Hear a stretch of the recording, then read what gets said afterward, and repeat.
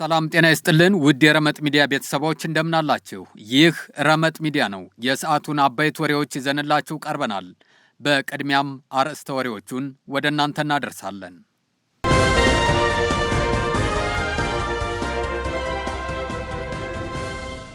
የተለያዩ መረጃዎችን ይዘንላችሁ ቀርበናል። ከባድ ጥቃት ተፈጽሟል። መሪዎችም እየተነጋገሩ ነው።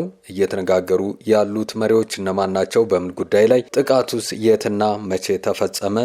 የሚለውን በዝርዝር ወደ እናንተ እናደርሳለን። እስከ ዝግጅታችን ፍጻሜ ድረስ ቆይታችሁን ከኛ ጋር እንድታደርጉ በአክብሮት ጋበዝ።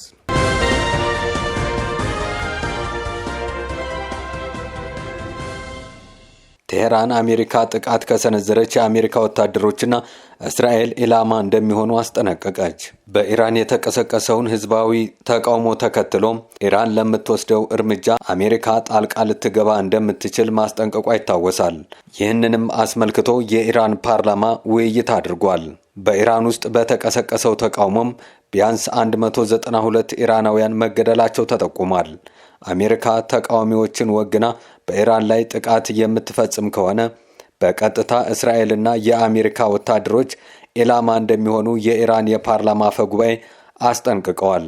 አፈጉባኤው ይህንን ያሉት የኢራን ፓርላማ ለአሜሪካ ፕሬዝዳንት ዶናልድ ትራምፕ ዛቻ ምላሽ ለመስጠት በተሰበሰበበት ወቅት መሆኑ ተዘግቧል። ፓርላማው ስብሰባውን ሲያጠናቅቅ አባላቱ ድምፃቸውን ከፍ አድርገው ሞት ለአሜሪካ የሚል መፈክር አሰምተዋል።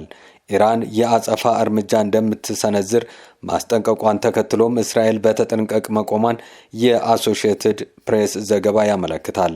በኢራን ውስጥ የተቀሰቀሰው ጅምላ የመንግስት ተቃውሞ ሁለተኛ ሳምንት ላይ የደረሰ ሲሆን በዚህ ተቃውሞ ቢያንስ 192 ኢራናውያን መገደላቸውን በኖርዌይ የሚገኘው የሰብአዊ መብት ተሟጋች ቡድን አስታውቋል።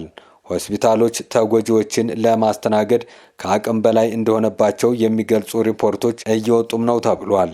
ከ60 ሰዓታት በላይ በቆየው የኢንተርኔት መቆራረጥ ምክንያት ኢራናውያን ከዓለም መነጠላቸውንም ዘገባዎች አመላክተዋል። ከዚህ አንጻር የሟቾች ቁጥር ሊያሻቅብ እንደሚችልም ድርጅቱ አመላክቷል። IHR የተባለው መንግስታዊ ያልሆነ ድርጅት ዳይሬክተር መሐሙድ አሚር ሞጋዳም ባለፉት 3 ቀናት ውስጥ በተለይም በመላ አገሪቱ የኢንተርኔት መዘጋትን ተከትሎ የተቃውሞ ሰልፈኞች ግድያ ከምናስበው በላይ ሰፊ ሊሆን ይችላል ብለዋል። እስላማዊው ሪፐብሊክ በኢራን ህዝብ ላይ ትልቅ ዓለም አቀፍ ወንጀል እየፈጸመ ነው እና ዓለም አቀፉ ማህበረሰብ በዓለም አቀፍ ህግ መሰረት ይህንን ወንጀል ለማስቆም ሁሉንም መንገዶች የመጠቀም ግዴታ አለበት ሲሉም አክለዋል። በኢራን ውስጥ ተቃውሞ እየጨመረ በሄደ ቁጥር በውጭ የሚኖሩ ኢራናውያንና ደጋፊዎች በመላው አውሮፓ የድጋፍ ሰልፍ በማድረግ ላይ ናቸው። ሰልፈኞቹ በእስላማዊ ሪፐብሊክ ውስጥ ለረጅም ጊዜ የተነፈጉት ፍትህ፣ የፖለቲካ ለውጥና መሰረታዊ የሰብአዊ መብቶች እንዲከበር ጠይቀዋል። የኢራን ፕሬዝዳንት ማሱድ ፔዜሽኪያን በሀገሪቱ የመንግስት ቴሌቪዥን እሁድ ቀርበው መንግስት ተቃዋሚዎችን እንደሚያዳምጥ ገልጸዋል። ነገር ግን ረብሸኞች ማህበረሰቡን እንዲያውኩ መፍቀድ የለበትም ሲሉም አስጠንቅቀዋል።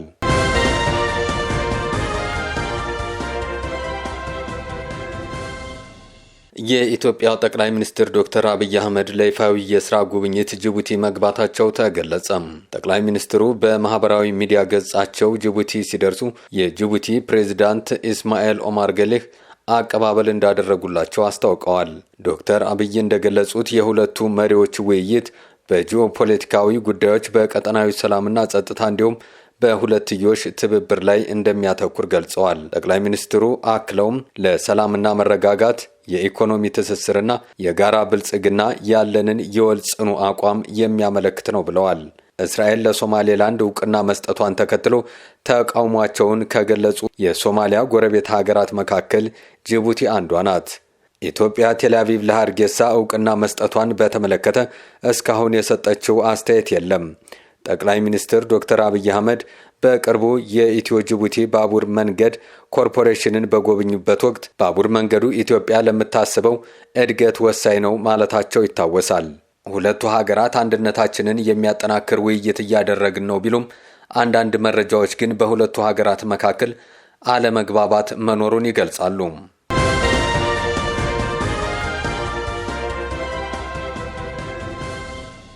የበቀል እርምጃ ነው የተባለ ከባድ ጥቃት መፈጸሙ ተነገረም። አሜሪካ በሶሪያ ከባድ ጥቃት መፈጸሟ ተዘገበም። ጥቃቱ ባለፈው ወር በሶሪያ ፓልሜራ በአሜሪካ ወታደሮች ላይ ለደረሰ ጉዳት የበቀል ምላሽ ነው ስትል ዋሽንግተን አስታወቀች። የአሜሪካ ማዕከላዊ እዝ እንዳስታወቀው አይኤስአይኤስ ላይ መጠነ ሰፊ ጥቃት አድርሷል። ዘመቻ ሐውካይ በተሰኘው ትራምፕ መራሽ ጥቃት አይኤስ ሲጠቀምበት የነበረ የጦር መሳሪያ መውደሙን ማዕከላዊ እዙ አስታውቋል። አይኤስ ላይ የተወሰደው እርምጃ ለወደፊቱ ቡድኑ ለሚያደርገው ጥቃት ከባድ አጸፋ እንደሚጠብቀው ለማስጠንቀቅ ነው ሲሉ የዋሽንግተን ባለስልጣናት ተናግረዋል። በአሜሪካ ጦርና ጋሮች ላይ የሚደርስ ጥቃት መልሱ እየከፋ መሆኑን አይኤስ እና ሌሎች ቡድኖች ማወቅ አለባቸው ሲል ማዕከላዊ እዙ በኤክስ ገጹ ላይ አስፍሯል።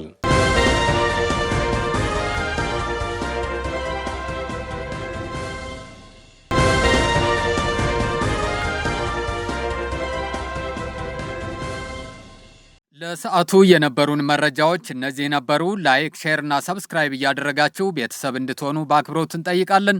አብራችሁን ስለቆያችሁ ከልብ እናመሰግናለን። ጤና ይስጥልን።